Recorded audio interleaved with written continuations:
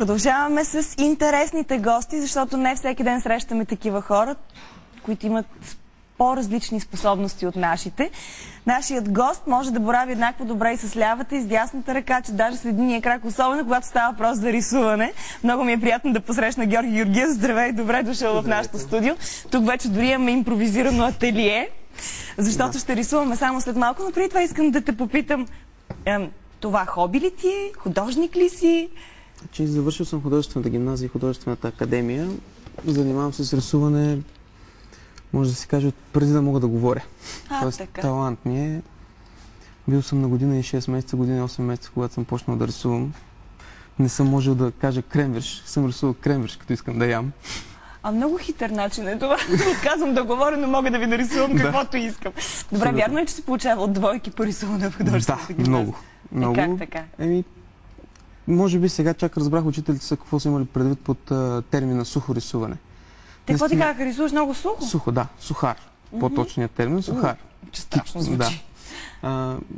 Самите къщи, които рисувахме по практиките, като ходихме по България, нали, по селата и по провинцията, по възрожденските къщи, просто аз ги чертаех. Наистина правих права линия, чертаех къщите и това ми донесе доста двойки, наистина.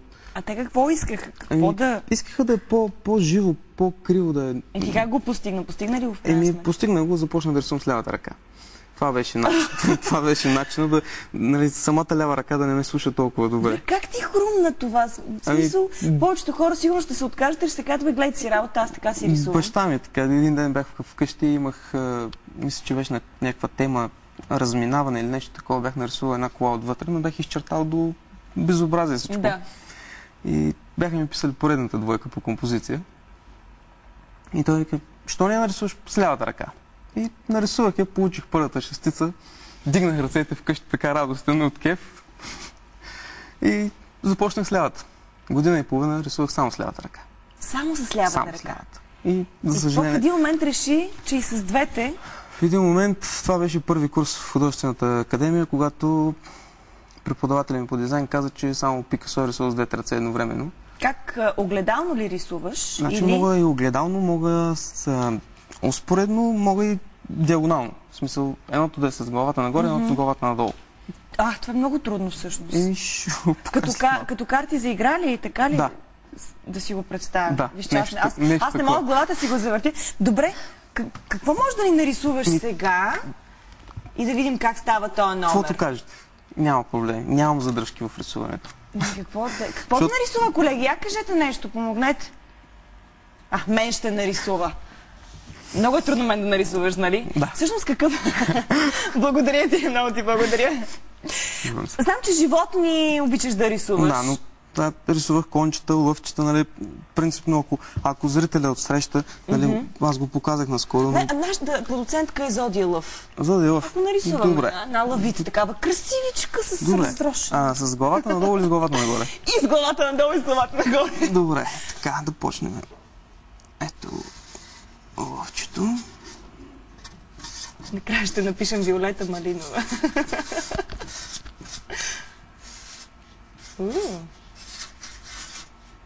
Малко лищетата ме ограничават. Тук е импровизирано. Много хубаво стана. Виждате ли го? Да. Виждате го, колеги. Но обратно. После автограф ще искам от Виолета Малинова. Много добре, харесвам. Виолета Малинова ли? Да, и ще го напишеш.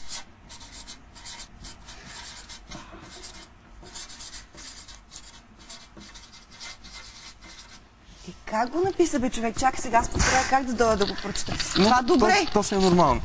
Това? Голямо въртене почна. Това с огледало трябва да го чете, нали? Да.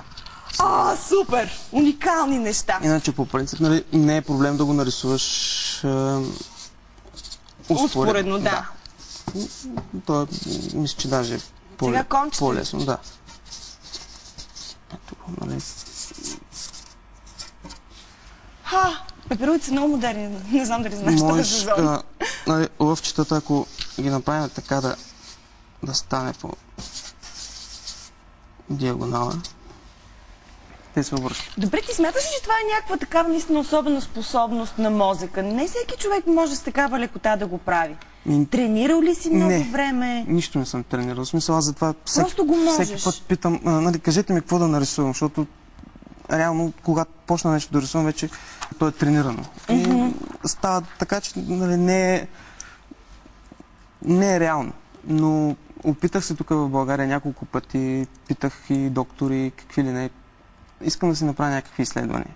В смисъл, искам като почна да рисувам да ми залепят някакви точки на главата, да се покаже какво става всъщност. Какво се случва? Да, всъщност на мен ми е интересно, понеже аз съм учил в художествената гимназия, в художествената академия 6 години анатомия. И просто знам какво има в мозъка, знам какво се управлява. Да. И искам да разбера малко повече. Но май нямаме техниката тук. По-сложно си отколкото техника да разбрах. Не, просто нямаме такава техника. Добре, сега рисуваш обаче в какъв стил, какво ти допада? Виждам, че карикатури си ни донесъл. По принцип съм карикатурист, да. Лятото работя. Айде да показваме сега. Това Фреди Меркюри ли? Да. Веднага го познах. Това е добрата карикатура, да познаеш веднага, нали? Да, значи карикатурата е доста по-сложна от портрета. Какво я прави по-сложна? Ами това, че трябва да изкривиш човека, да сложиш много повече неща в него и пак да е той. Ако имаш голям нос, да го направиш още по-голям и пак да си приличаш, пак да си ти. И е по-сложно. Добре, ама ти рисувал ли си български известни личности? Това е Луи де Фюнес. Български. Георги Китов има карикатура за рождения му ден подарък. Президента ни Първанов също има карикатура и последно, когато бях гост при Слави, получи подаръка си от мен. Изкарикатури го? Да. А мен можеш ли да изкарикатуриш? Да. Наистина ли? Да. Ама сега веднага? Да, може, само на малко по-тънко маркерче ще трябва. По-тънко маркерче имаме ли? Сега пък ще ми кажете, че изпускаме момента, колеги. Я да видим само това. Том Круз. Това е Том... Миличкият Том Круз! Знаех си, че е красив. Ето, вижте го и вие.